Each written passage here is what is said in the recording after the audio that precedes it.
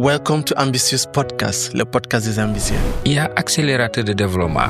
Mais digitalisation, ça nous arrange à condition jamono toll na fi nga xamanteni anglais nekkatul langue. C'est un outil. Tu me donnes l'occasion ça pour ma leeral lool. Wow. Bëgguma ci won musa leeral. Même je ne peux pas me proclamer berger high-tech. Li ñuy defaree ci biir machine ak internet nit duma ko defaral. Je te dis que Adi, je te jure 24 heures doyuma. Armez-vous de science jusqu'aux dents. Fexeel ba sa réputation bu ko dara yàq. Donc tant que yow yàlla def na la doomu aadama jàppal na it's possible. Bonjour à toutes et à tous. Welcome to Ambitious Podcast, le podcast des ambitieux. Am mbégte di dalal à chaque fois ay ndaanaan mais tey ndaanaan bu mag a mag la ñu invité nekk koo xam ne si wàllu technologie wàllu innovation wàllu informatique et surtout ñu tuddee que le berger high-tech Mr. Abdoulaye Ly. Welcome big boss. Alors thank you so much. Alors c'est un honneur pour moi Mr. Adi mo ñëw teew ci ce plateau bi parce que comme tu as dit ni ma doon suivre noonu laa doon suivre donc nit ku ci ne dañ koy témoigner lu mu doon. Donc tu as été donc parmi les précurseurs maanaam ñi njëkk a def contenu tech au Sénégal. Waaw peut-être nit ñi xamuñu ko mais vraiment chapeau. Podcast bi le concept est magnifique. Le concept est extraordinaire. C'est un concept qui mérite d'être divulgué partout parce que ay ndaanaan ñoo fi ñëw ay borom xam-xam ñoo fi ñëw ay nit yi nga xamanteni ku leen déglu topp di nga am loo foree ci li ñuy wax loo xamanteni mën na la inspirer ëllëg. Inch'Allah. Merci beaucoup grand Abdoulaye. Tey su ma la doon laaj tey exactement kan mooy Abdoulaye balaa may ñëw si suma masterclass. Abdoulaye de ab ndongo daara la rek benn waaye bu juddoo Pikine yaroo fa màggee fa donc di banlieusard 100% que je revendique d'abord. D'ailleurs en plus parce que dañoo am habitude duñu stigmatiser duñu diaboliser. Mais ñun ay ndaanaan lañ. Waaw tu vois. Pourquoi mo xoo parce que fi ñuy jaar a bari dañoo nekk ñi nga xamanteni ñu bari amuñu yaakaar ci ñun wala amuñu woon yaakaar ci ñun mais ñun ñooy góorgóorlu ba génn ci loo bi. may koo xamanteni pur produit de l'école publique là donc jàngee école 3 jàngee Fadil Diop jàngee Limamoulaye ba am bac technique. Dem CFPT après dem ESMT jaar fac science pour def sama master transmission de données et sécurité de l'information di ko xamanteni ku bëgg technologie la machallah ku bëgg sport la ku bëgg dawal ay moto la ku bëgg jiek avion la dañ may tooñee sax pigeon voyageur en plus serial entrepreneur parce que dama bëgg di créer emploi donc non nga mënee njëriñ sa dëkk partager sa connaissance créer emploi fexe ak ñi nga àndal ngeen am lu ngeen def seen poste ba ku ci nekk bu ñu bee këram am lu mu dundalee njabootam. Ça c'est sûr. Bu ko ñëpp doon def. duñu jooy chômage Sénégal. Ça c'est sûr. Kooku mooy Abdoulaye Ly. Nga bokk si ñi nga xamante ni tey am nañu parti bu baax a baax am nañu aussi expérience bu baax a baax si côté tukki dema ñëw. Loolu je pense que après nañ si ñëw à la fin si sa compagnie bi nga xamante ne yaa ngi ko tuddee Berger high-tech traveling. Yes. Et là Abdoulaye lan moo la gën a motiver ba nga dugg si technologie.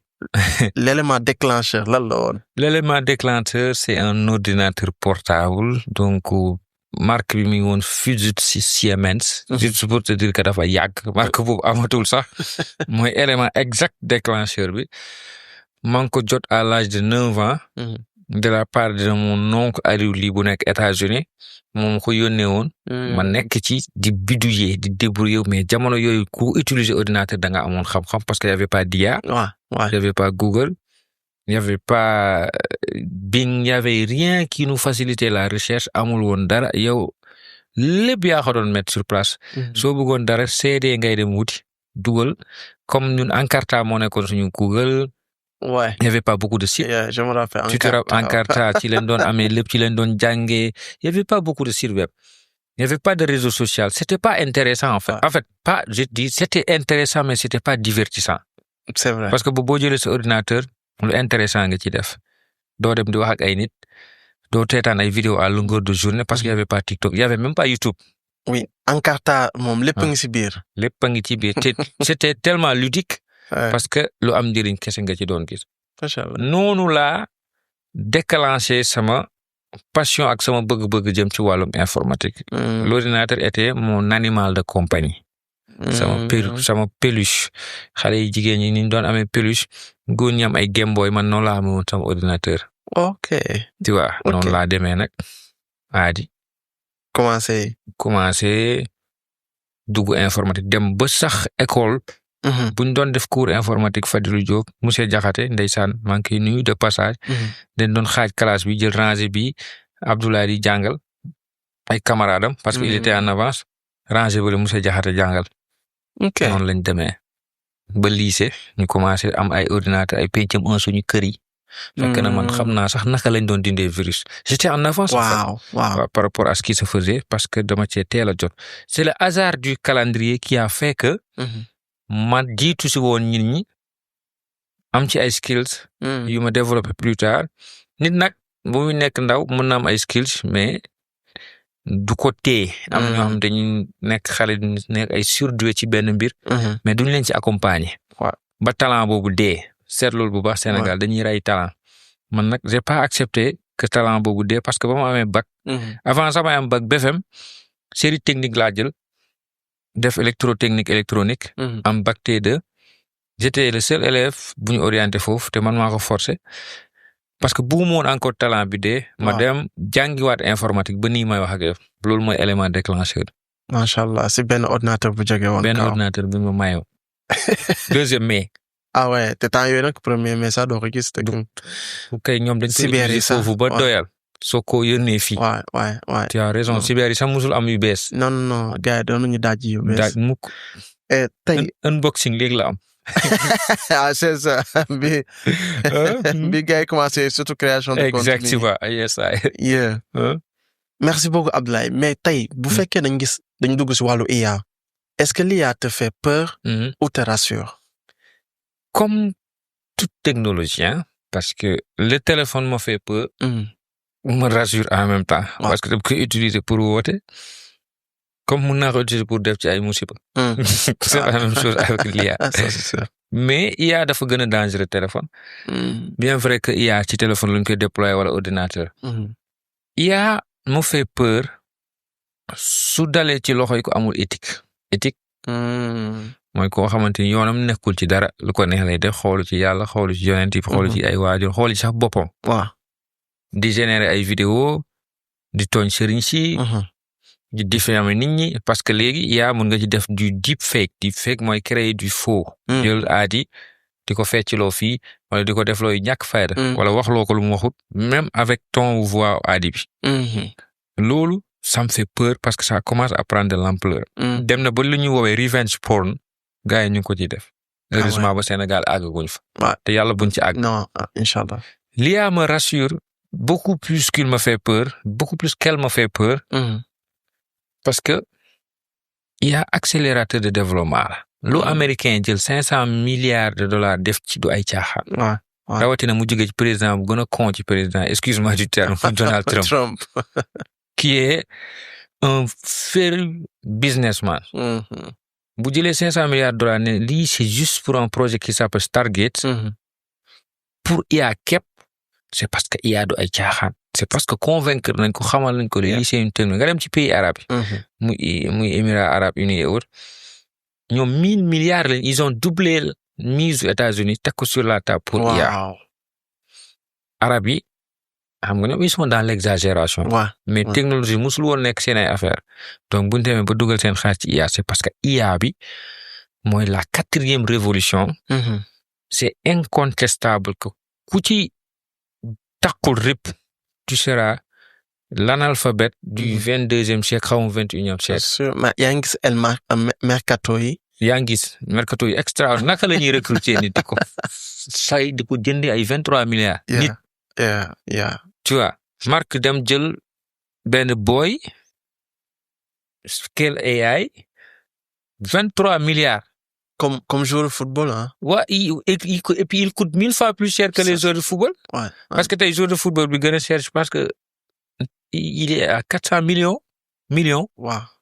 400 millions de dollars nga jël IA on te parle de milliards de dollars rien parce que le gars il maîtrise les données il connaît en fait c'est quoi les données il sait faire parler les données a di IA do ay caaxaan non c'est pas des blagues te ñun ba tey mënuñu si dugal benn 50 ñun technologie ci boppam lañ dugalul 15 parce que tey yow en tant que citoyen lambda yow yaa jël sa 15 dugal ko ci waaw mais gouvernement en tant que tel dugalagul ñu ngi koy jéem ak New Deal technologique waaw je vois que c'est un projet bu ñu ne 1000 milliards de dollars astafurlah 1000 milliards de francs CFA dama jum amin sax ci bëri su ma astafurlah parce que buñ fa yeggee ñun ñëpp on sera hyper riche quoi ñu ngi ci góorgóorlu bu baax nag vraiment ma leen di féliciter di leen wax ne faut pas lâcher l'affaire parce que foofu noonu ci ministère boobu ci la développement mën a jóge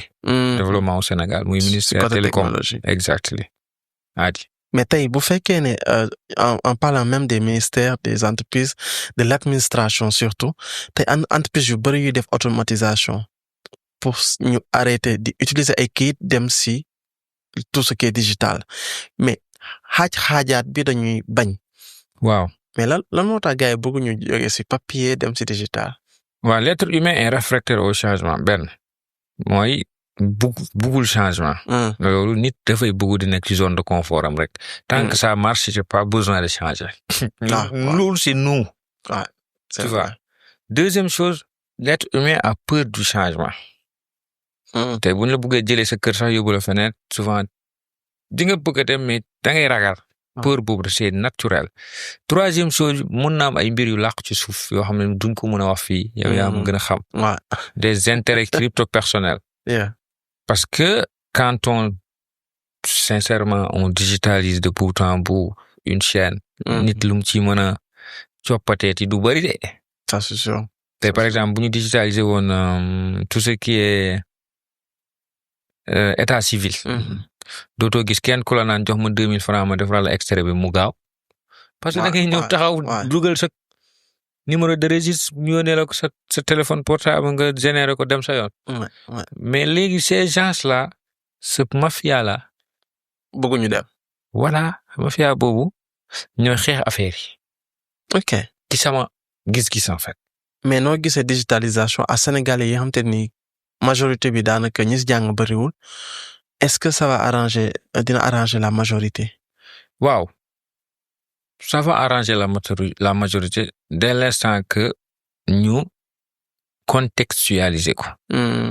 On a réussi une chose extraordinaire. Gis nga boo demee Dubaï, États-Unis, France, les gens utilisent des cartes crédit. Credit card. Credit card. Pour nga gis nit yor cash $1 liquide nii. C'est rare. Archi rare, tu vois. Léegi Sénégal xam na ne le taux de bancarisation est très faible. Koo fi wax carte bancaire danaa la mais kii dafa dof kii lu muy wax ni lan mooy carte aw ma compte ni def carte bancaire. Parce que yegguñu foofu. mais ñu créé mobile money. Mobile money sa téléphone ngay yor di xool chaque jour sa xaalis nga koy teg bët xam nga Sénégal daa bëgg xaalis xam ne xaalis baa ngi nii nga bëgg yónnee nit xaalis ma yónnee la nga ne ma jot nga ne ma waa jot naa. digitalisation buñ ko defee noonu buñ ko sénégaliser contextualiser ko ba sénégalais bi mu nekk lu yomb ci moom. ba pare lu muy teg bët parce que Sénégal lu mu tegul bët. du si sawar dugg ci. seetlu nga fii même e-commerce. modèle paiement à la livraison mooy dox. seetlu lu baax. c'est vrai. Sénégal buy commandé. pay maanaam livreur tant que indul produit ne la aari am doo ko fay. waaw. ay dugal say credit card jëndal ni danaa la wóorul.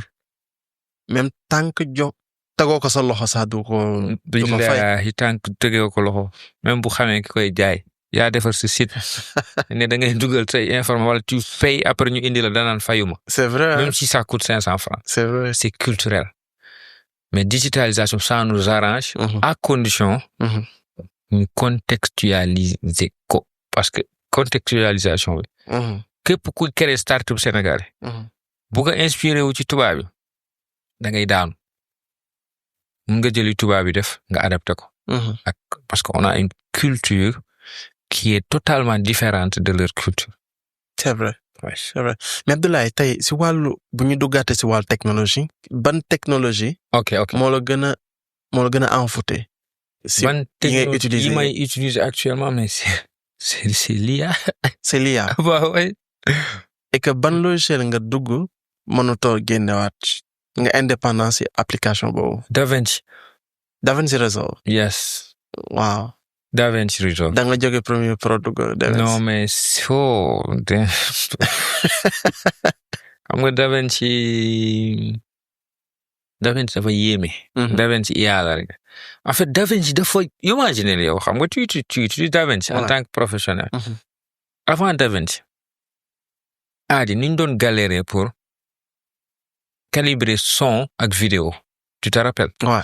C'était impossible. Synchroniser leen ba ñu tolloo. Billahi ça tu passais énormément de temps à le faire léegi ak DaVinci tu cliques auto align mu régler la ñaari son yi ba mu ne képp te son bi caméra bi moo ko jël ba micro boo xamante ni mën nga ko brancher fu kenn xamul mu defal la son bi nii. waaw synchroniser leen ba ñu tolloo. force lips yi ak li ma ne non mais attends ça c'est une bénédiction. waaw. ak le dessiné. color grading bi. non mais c'est un logiciel de malade. ça c'est ñi ko xamul dem leen ngeen gëstu ko. mais 80% des vidéastes sax ñoom bëgg nañ ko mais dugguñu si carrément. xam la moo tax mooy tey ñëwaat ci question bi nga posé sànq. ma ne la l'être humain est réfractaire au changement.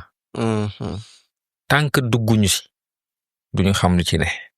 mais na nga gisee premier Adobe le pack Adobe bi nekk di daanu. devant c'est le juste DaVinci. dafa mel ni rek BlackBerry. ak iPhone. ba iPhone ñëwee BlackBerry ils ont tout fait mais dañoo daanu. Nokia daanu. BlackBerry mooy pack Adobe boobu Master Collection boobu nga wax ñoom iPhone ak ñoom Samsung ñoom ñooy maanaam les téléphones digital tactile là. ñoom ñooy DaVinci Resolve c'est la même chose. ok nit yow monteur bi nga xam mais attends monteur yi daanuñu nelaw il faisait des nuits blanches. pour monter benn affaire boo xam 1 minute la. ouais. Maintenant tu as un logiciel qui te permet de faire ça man je te dis damay def vidéo. damay monter damay def sama vidéo léegi je te jure en 1 heure de temps je te jure je fais une vidéo. monter. je monte ça je publie ça ci 1 heure yooyu noonu. waaw. je te jure vidéo bi ma mujjee def mi ngi nii tu vois je monte ça je filme 1 heure maximum ma publier dem sama yoon. avant c'était tellement impossible que téléphone nga doon utiliser ay CapCut parce que tellement que ay Premiere Pro c'était compliqué ñu bëri bàyyi woon nañ monter ak seen ordinateur parce que c'était fastidieux. mais léegi ñun ñëpp dellu nañ ci suñu ay caméra. parce que ay orthodoxe ñu dañ doon utiliser caméra. téléphone parce que jamono yi ñu doon def vidéo dafa yàgg. waaw. léegi ba tegaan nañ suñu téléphone yi dellu suñu caméra parce que c'est un logiciel qui a changé notre vie.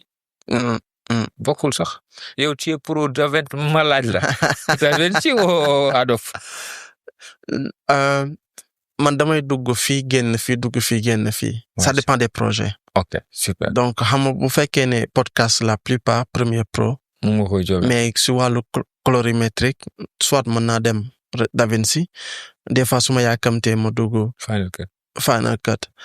donc ça dépend si automatiquement li mu laaj. nga soxla quoi à l'instant li ma soxla des fois aussi mën nga def benn podcast boo xam ne kii dafa ñuul bis topp kii dafa weex donc dafa xees donc colorimétrique bi il faut nga maîtriser la famille des colorimétriques faut mën a def l'équilibre quoi mais tey man maa la war a laaj. man dama sob de.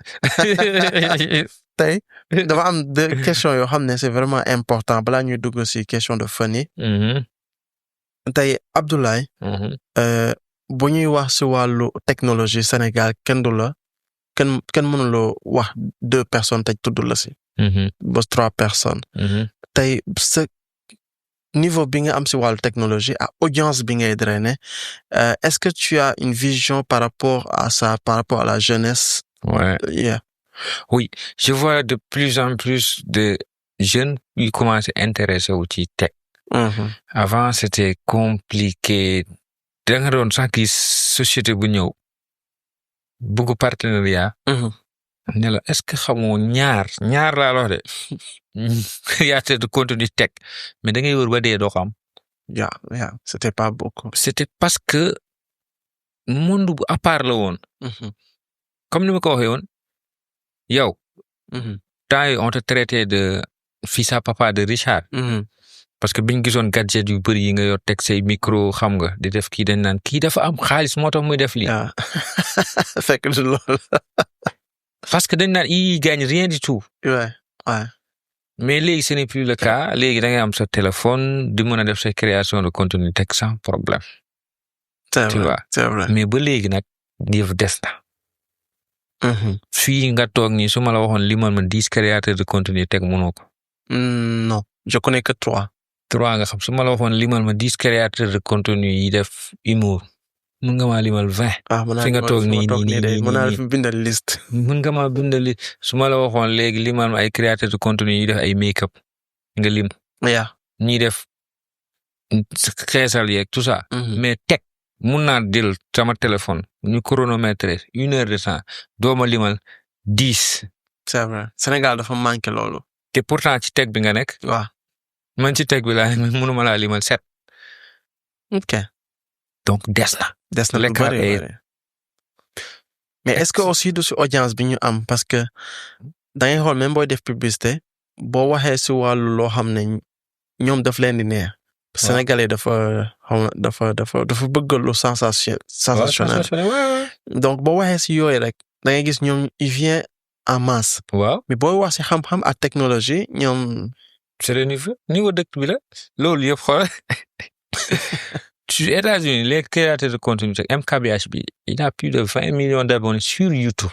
Mr Who's the Boss 22 millions d'abonnés sur YouTube moo gën a naqaree am abonné yow loolu xam nga ko. man ça fait 10 ans maa ngi YouTube je suis à 86 000 abonnés. ba may def YouTube ay TikTok yëpp ñëw. amagul parce que fan dama get doon parce que. c'était difficile. daanul dem. abonné doo am da ngay liggéey ba dee technologique la wax nag de. da ngay léegi li ci gën a métti aati. yow da ngay def 5 ans nga gis kuy def prank créer chaîne YouTube en 1 an il te dépasse de très très très loin. avec des abonnés. ça c'est sûr. nga gis kuy def mooy seen vidéo comédie yu bees yooyu ñu def théâtre yu mbedd yeeg yooyu les courts métrages là. fiw la lay rombe ak seen nombre d'abonnés donc c'est pour te confirmer que le pays sa nit ñi sensationnel moo leen di dundal te noonu nekkul ci xam-xam gën nga xam-xam boo ko defee day xasan seeni ay nopp dañuy dem. man je suis étonné de voir su ma ubbee sama TikTok gis 886 000 followers dama naan daa am lu ci rax ñi ñu mënuñu intéressé wu ci technologie je te le jure dama naan c'est pas possible. mais ni génération bi aussi. mais 800 000 c'est quand même beaucoup. c'est Sénégal. 800 000 ñaata % de la population. c'est presque 20% de la population parce que 16 millions lañ. mais léegi administration bi aussi gis naa ñu dugal léegi anglais ak affaire technologie léegi si école yi. loolu yoon la. programme bu nekk en valeur en vigueur la actuellement ñu ngi toll si première année bi. dina loolu man dama ko wax ba dama cee tayaloon wax. ne leen il faut ngeen aligné wu tamit ak les standards internationaux. internationaux.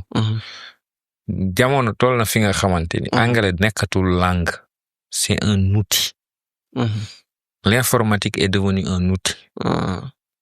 mënoo leen xaar ba nit ki yegg ci niveau bi cerveau am di tëju ngeen ne da ngeen koy jàngaloo anglais. c'est vrai. c'est pas possible ñun ñi ku fi dégg anglais c'est parce que da nga voyage. parce que tey di nga fi jàng anglais 6e ba master 2 comme sama genre bonjour doo ko xam ci anglais. je te jure. da nga doon jàng pour am note bu baax rek. parce que ki lay jàngal sax déggul anglais. c'est vrai. c'est maintenant que tu te rends compte effectivement yow sa prof yi ñoom c'était des profs en quoi c'était pas des profs d'anglais. c'était des profs de n'importe quoi je suis désolé de le dire. parce que anglais académique Sénégal dafa des. speaking bi moom laisse tomber quoi. parce que dañ lay bëgg a rey ak ay grammaire vocabulaire avant mais da nga war a xam li ngay wax lan la. parce que anglais c'est pour en fait communiquer. c'est pas comme yeneen làkk yi. c'est vrai.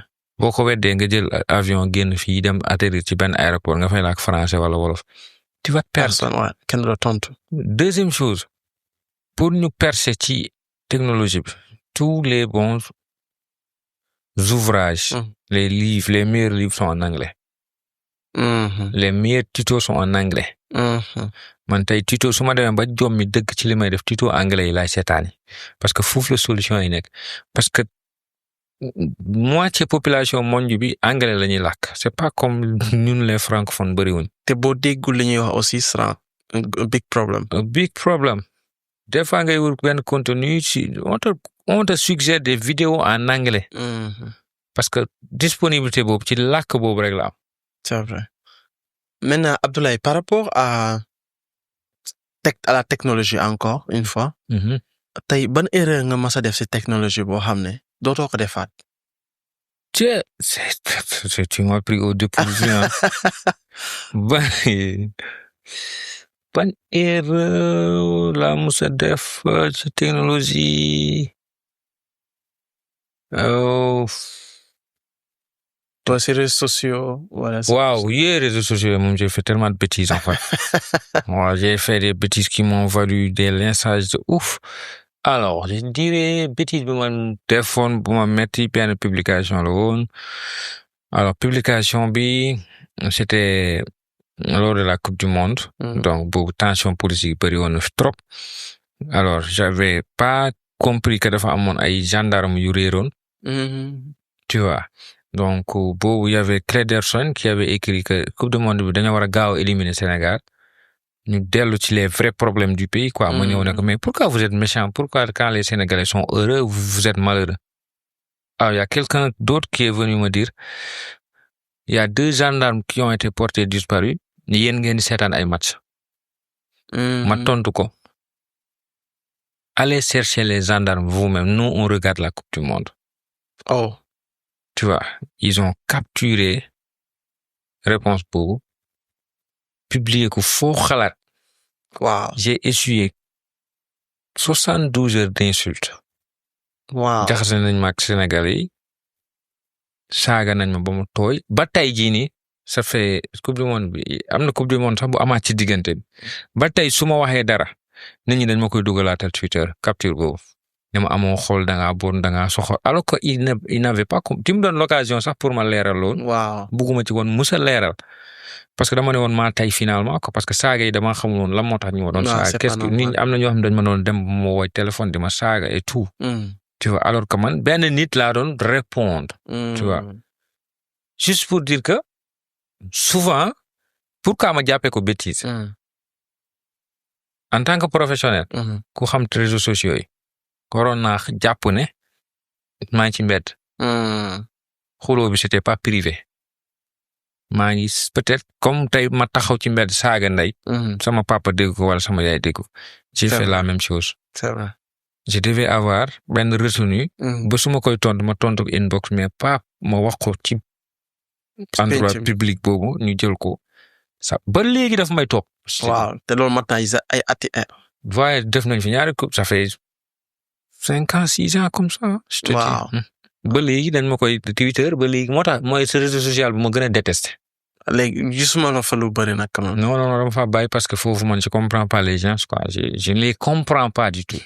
Ils sont beneen monde la. non ils sont dans en fait ça c'est une légion de personnes qui se croient intéressants ñu constituer ou en juge ñu juger nit ñi. ah ouais jël podcast nit ñi naan waaye regarde-moi ce gars il se prend pour tel. ah ouais. Des gens qui n'ont rien à faire dans leur vie à part critiquer. moo tax ma ne c'est toxique moi je me casse quoi souvent su ma amee benn affaire bu ndaw bu may posté ma ñëw posté du ma sax lire commentaire. c'est loolu daal grave quand même. non c'est plus que grave dictature de la pensée unique foofu.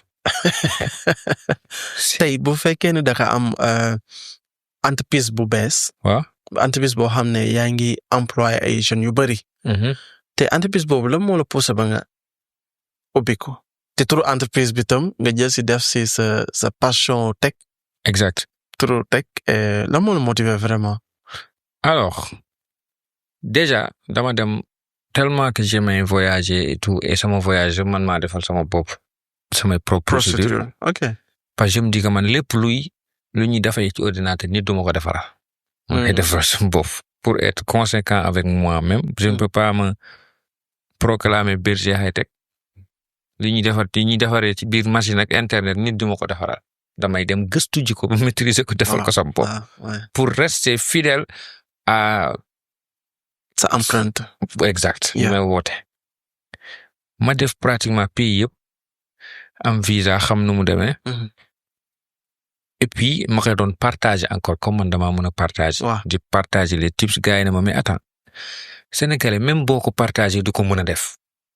C'est vrai. ñoom amuñu sax habitude c'est ay tutoriel. dégg duñ ko sax seet jërëjëf nag alaaji duñ ko sax toog dañuy kii rek ne fër ñoom kuy leen reetaan loo daal lañu am temps def ci yow 4 heures de temps di seetaan mais ku leen naa ay bësal fii nii lañ lay def tu vois je te jure il te swipe c'est compliqué léegi ñu ne ma ubbil agence nga wàññi prix et tout j'ai commencé avec une personne. Waaw. C'était il y a pas longtemps tey laa inauguré Benex. Machallah. Tu vois, juste pour te dire. Et il y a une dizaine de personnes qui travaillent là-bas. ñu siy gis seen bopp. Et moom c'est pas la première fois may entreprendre j'ai essayé plusieurs fois de mettre en place des structures pour jël ay nit mais dafa doon yàqu parce que da nga koy jël dénk ko ta personne de confiance elle te trahit tout simplement. mu dem def ci lu ko neex. def ci lu ko neex taw ak sa xaalis wala mu def ci lu ko après ma ne c'est compliqué d'investir au Sénégal nag quoi. Au fur et à mesure où j'ai appris de mes erreurs noonu là taxawalee lii mu def 1 an mi ngi dox ñu ngi siy génn. Machallah. Pourquoi ma def sama tur maanaam sama pseudonyme. C'est Berger Travel. Parce que su ma ko waxee ñu ne je ne suis pas modeste parce que je suis devenu une marque. C'est vrai. C'est pas pour me glorifier parce que j'aime pas du tout mais foo déggee Salam gars yi c'est le Berger high-tech même di nga xam signature bi kan la. Ça c'est sûr. Automatiquement su Berger high-tech dañ koy gis ci avion yi muy dem ak dikk su ma ko tuddee tur boobu ils vont se dire ils n'ont pas besoin de parce que su ma ko tuddee woon leneen ku xamul Berger. du xam alors que buñ ko dégg rek automatiquement dañ koy lier à ma personne. C'est vrai. Je me suis inspiré de Rihanna de Kanye West. Rihanna ak Fenty Beauty. Kanye West ak nu mu créé Yeezy. Je me suis dit que nit bu demee ba yegg ci benn niveau de notoriété bi il peut utiliser ça notoriété boobu pour investir dimbali ci ay nit pas muy égoïste comme gars yi ngay woo fii ñu naan lala ci ki et cetera. Qui ne pensent qu'à eux-mêmes. Non, fait profiter des autres ci gloire bu ndaw bi nga xamante ni yàlla dénk na la ko. That's it. Et tey à part technologie à part aussi sa compagnie de traveling bi tey ban compagnie nga tegaat boo xam ne. yaa ngi si vision bi nga am. Alors am naa beneen compagnie boobu siiwul sax donc GLM. Groupe Lidl Media boobu ci marketing d'influence and marketing digital. ci lay yëngu boobu aussi il y a plus de 10 personnes qui bossent. boobu c'est plus sous-marin. Parce que c'est pour gérer ay images nit. Soo bëggee ñu gérer sa image nga nekk célébrité tu viens tu nous confies ton image ñu gérer ko ci internet. De A à Z. Comme il se doit. Machallah. waaw. tey Abdoulaye. liggéeyam Berger high-tech à cette compagnie travail à la fin Abdoulaye est-ce que yow di nga toog sa kër parce que yow it's full time. I swear bro. Man. It's full time. Man ci mbedd ne ma mais toi comment tu fais en fait.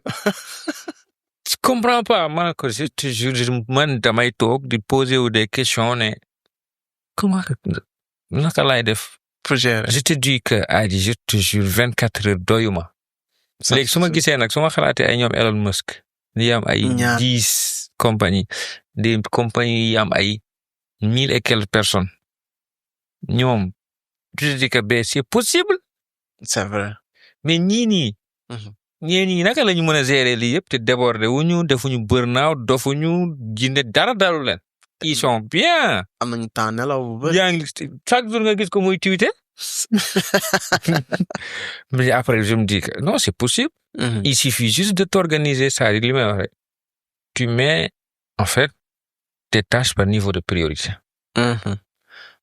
Sans oublier la famille.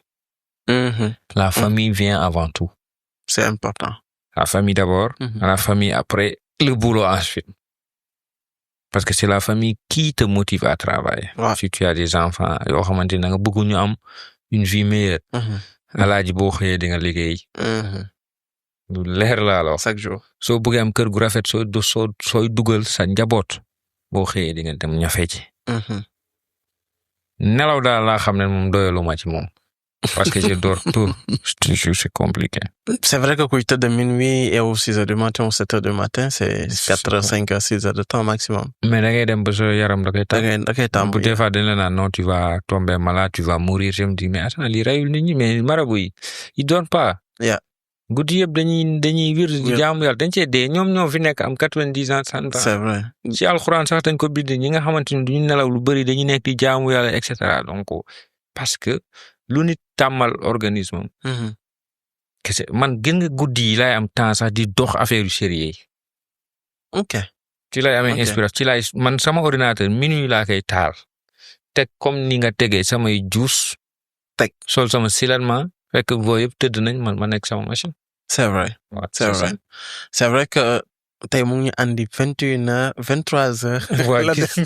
la def podcast am pour la première fois. mais moom rek a sañ. mais Abdoulaye. tey bu ñu gisee ni ngay doxalee si technologie. di ko doxee si xam-xam ak technologie ak digital.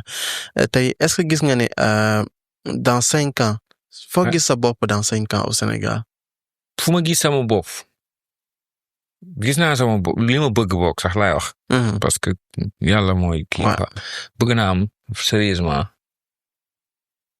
école bu mag. macha allah. maa ngi ko inspiré ci LeBron James. man je suis un féru de basket. dafa créé benn école bu mu tuddee ay Promise. école bi c'est gratuit. il a offert ça à sa communauté noire. nga xam ne amuñu woon possibilité ñu jàng. man bëgg naa école boo xam ne nit ñi duñu fay ñëw di fa jàng technologie ñu amul chance jàng. donc ça fait partie de mes priorités d'ici 5 ans boo xamante ni sama charge lay nekk maa koy financer su ma amee ay partenaires ñu mel ni yow ñu ñëw jàpp ma jël. mais day nekk loo xamante ni dañ koy jox communauté bi képp su wóoruñu si lenn. et puis professeur yu xarañ. ñëw tax xarañ yoo xamante ni ku fa génn da nga am xam-xam. lu foofu mooy sama projet bu ëpp importance fii ak 5 parce que da nga ma limité da nga ne 5 ans. waaw fii ak 5 ans loolu mooy sama priorité. su ma jéggee noonu nag ma toog a taal sama bopp. mais sa vision si wàllu technologie au Sénégal. sama vision ci wàllum technologie au Sénégal mooy comme ni ma la ko waxee on est très en retard. d'où le besoin d'ouvrir ces écoles là.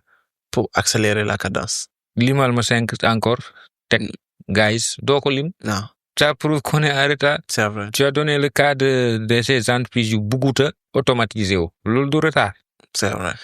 génnal fii nga ne nit ñi ana seeni carte bancaire.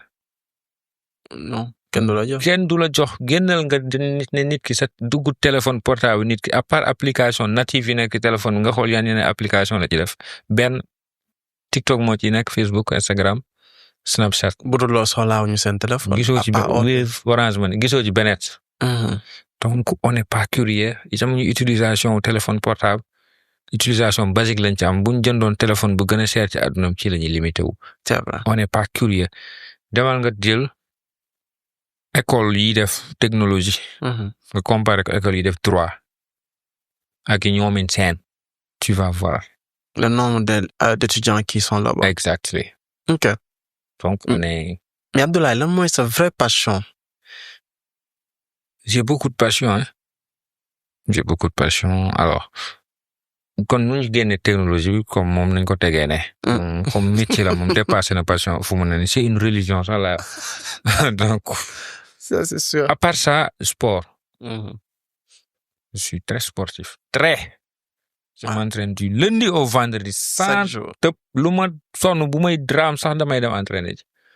Salle wala basket. Les deux. Ok. moo tax man aw ma biir aw ma dara.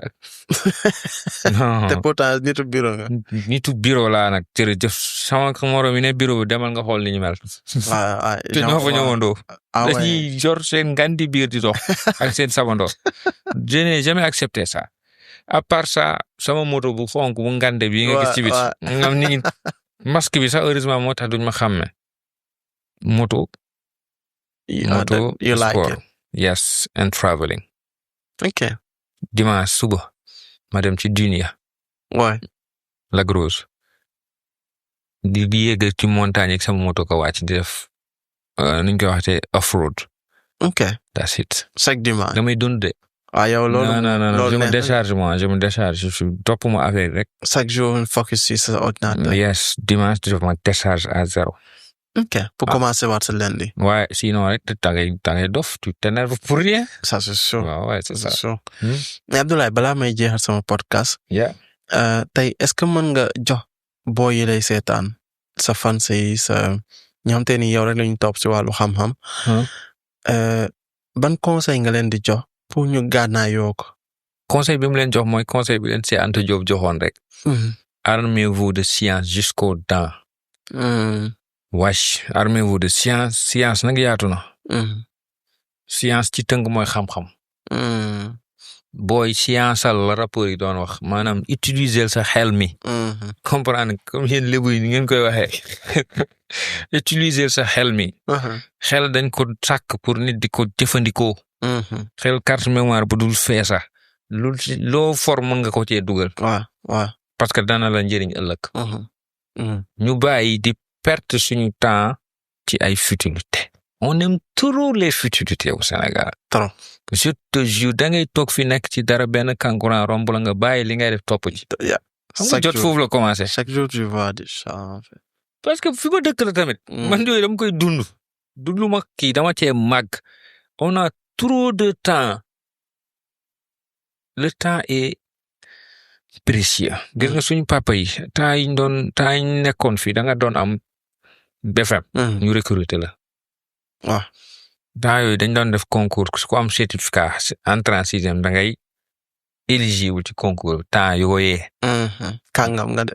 mais léegi bac+5 sax taxul ñu jël la c'est ngay chômer parce que dañoo nekk ci àdduna bi nga xamante il s'agit plus d'être bon.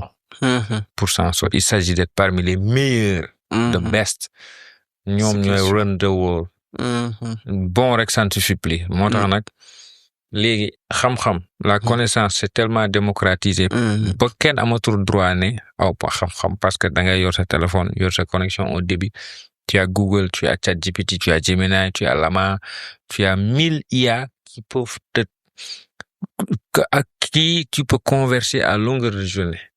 loolu yoo xam-xam loo xam-xam boo bëgg boo leen ko laajee mën ngeen ci waxtaan. Google loo ko laaj mën nga ci waxtaan boo demee YouTube fekk fa ay podcast yu dul jeex. te yow déjà rek sa profil ko si dugg yi va prendre. c'est une bibliothèque. pour bañ a citer sama bopp. non man maa lay citer moom.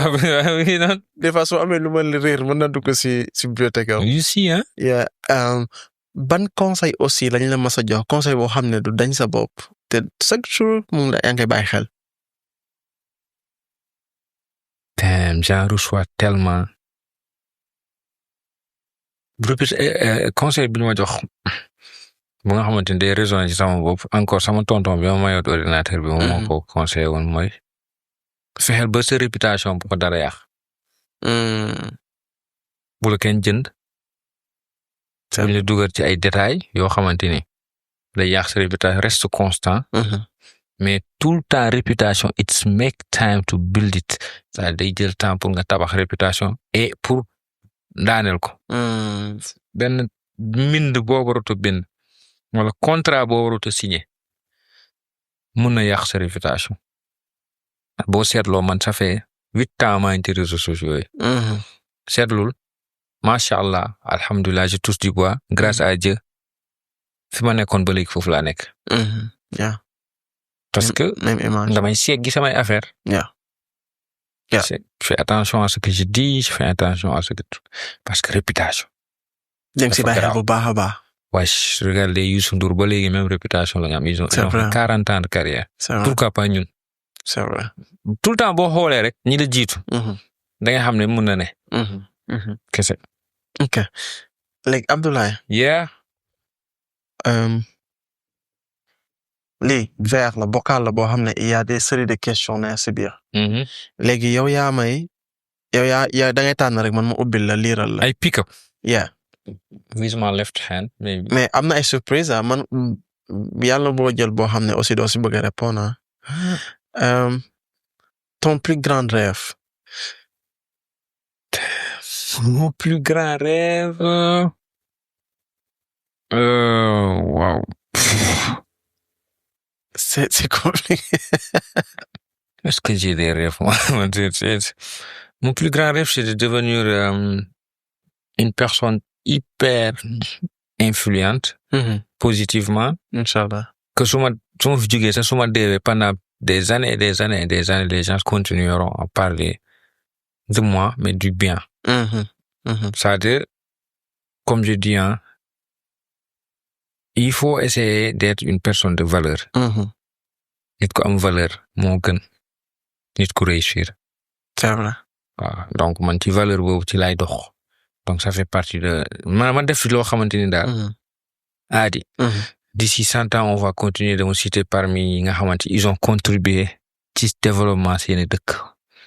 Ça c'est mon rêve. Pas d'aller sur la lune ou de posséder des châteaux ou des yachts, non. Man loolu mooy sama rêve. Pourquoi pas ubbi université tuddee la ko. gis nga. xam nga tey boo fi bàyyee école boobu ma la wax. mu dem bañ ne la école bi y a 25,000 étudiants yu ñu fa génne parce que dama demoon Madagascar. J'ai rencontré un vieux qui s'appelle le Père Pedro. Le Père Pedro dafa créer un quartier, une ville qui s'appelle Akamasu.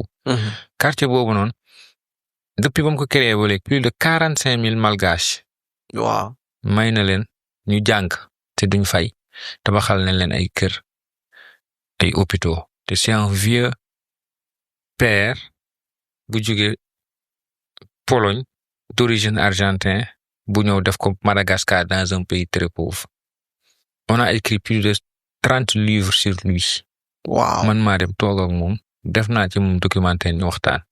Machallah. kooku ba fa jógee Akamasu va continuer d'exister, les universités vont continuer d'exister. J'ai fait même masterclass ci benn ci université yi cours réseau lañ doon def.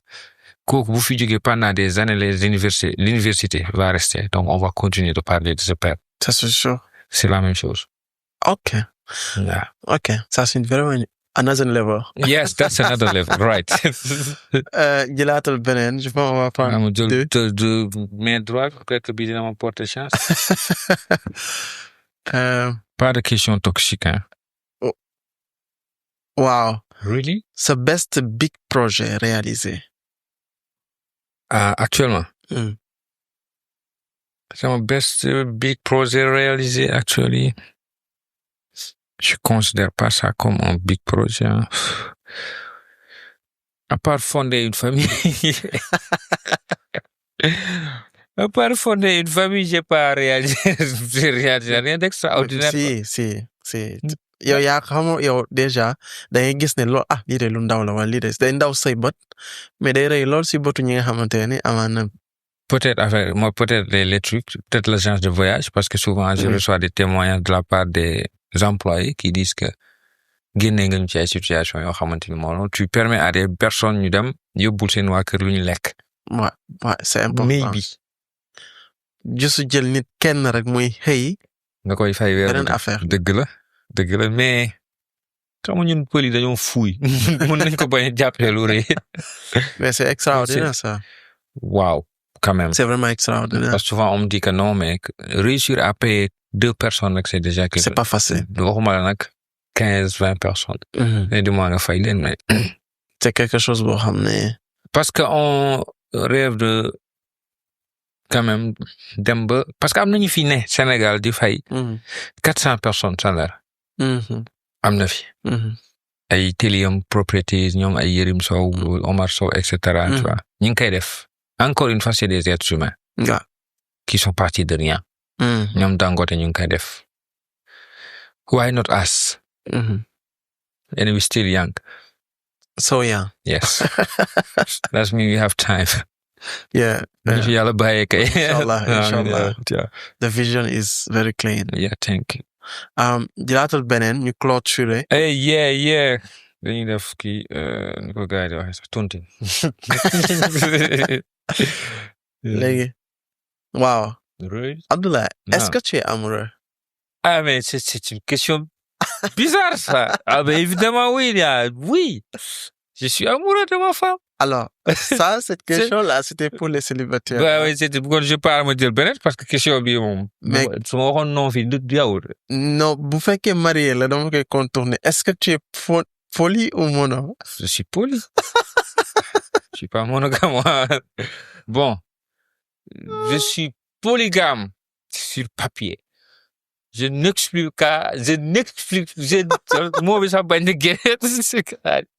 n'explique pas d'avoir plusieurs femmes. I don't know what. wax fi daal loo xam ne boo déwee dañ la ubbi.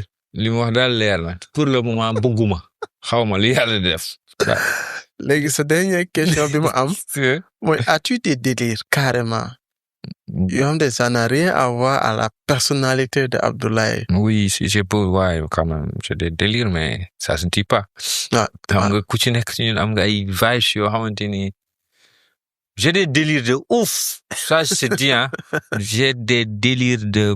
Bon, mon fait que ça m'a été, tu te dis, mais attends. C'est qui est grave, là? J'ai des délires. Machallah. J'ai des délires. Ku ne yaa xam ne tojee sa bopp janax. Ouais. mais tey ma gis ne aussi tu es un amoureux de... ay choses. léegi foofu lay tëjee en fait léegi pourquoi tu es nga bàyyi yére bàyyi casquette bàyyi leneen dem si ay choses waaw. c'est que daal personnalité la. daal mooy personnalité nit. c'est-à-dire ci daal ngay xamee quel type de personne tu as affaire à quel type de personne. man nit ku set ci ay daal laa ngay xamee. bu cleaner rek ça va. yére moom ñun ñëpp suñu ay yére day set. waaw. ci daal laay xamee aussi ban type de personne nga ndax jaaytaar nga wala kaana nga wala. tu as daal dafa grave de. c'est vrai c'est lié à la personne. c'est vrai c'est vrai. ndax nit ki il est méticuleux selon couleur yi y a beaucoup d'informations yu la daal mën a jox. mais est-ce que aussi à dëkk bi nga xamante ni même boo jëndee daal léegi mu poussiéraat léegi est-ce que gars duñu tayal di raxas seen daal lay. voilà moo tax moo wax la nag. ngay xamee ku set. waaw c'est vrai. am na ñoo xam ne balaa ñu génn seen kër dinañ def lu tuuba seen daal. dina set wecc. c'est vrai. dana la woon ku tayal ak ku tayul tamit. ku tayalul tamit. c'est vrai. am na ñoom seen daal dañ koy cirage ba muy tàkk te dañuy dox comme yow parce que il faut attention quand il marche. c'est vrai. y a des gens yoo xam dañuy kañ. te gauche dañ koy cirage léegi avant troisième maison bi daal bi. weexaatal. décoller. ok avoir plusieurs chaussures. avoir plusieurs choses ça te da lay éviter aussi raxas gu bari. tamit. te day yàgg. day yàgg. balaa muy yàqu. te aadi daal daa rafet daal moo gën a rafet ci lu nit mën a sol. waaw c'est vrai. qu'on se dise la vérité. c'est vrai. lu tax daal gën a cher. yére. waxuma daal lantu yi de. c'est vrai. c'est vrai am na daal yoo xam ne moom. pour que ngay dem dugg ci boutique Foot Locker gis daal buy dal 2000 €. nga jënd ko sol dem sa yoon. c'est vrai. donc fii yére buy jël 2000 € budul ay Louis Vuitton ak seen boutique de kii. c'est vrai. c'est vrai daal moom daal les bu fa dugg génnal. non c'est que dama gis benn statut. sama jawar di kaas. ne daal sa daal yi moo feesal néeg. te boobu maa ngi indi ñetti daal yu bees loolu la doon kaas. Merci beaucoup, guys. C'était vraiment un high level, guys. Thank you. We really appreciate you, Mr. Abdoulaye Ly. Dañ koy suivre avec beaucoup de passion depuis plus de 7 ans quand même. Ñu koy flow, ça fait longtemps. Et que à chaque fois bu génne dara, c'est comme si ñun ku bees la quoi si ñun. Il nous impressionne chaque jour. Donc c'était le grand Abdoulaye. Abdoulaye looy tàggoo gars yi ñu seetaan et. alors tàggoo bi may wax rek mooy déjà dama lay shout out alors di am mbégte ak contentement bu bët. Merci. Retrouver Adi quoi parce que quoi qu'on dise toog nañ lu yàgg gisante. C'est vrai ça fait réeroon nga fi nag 5 ans.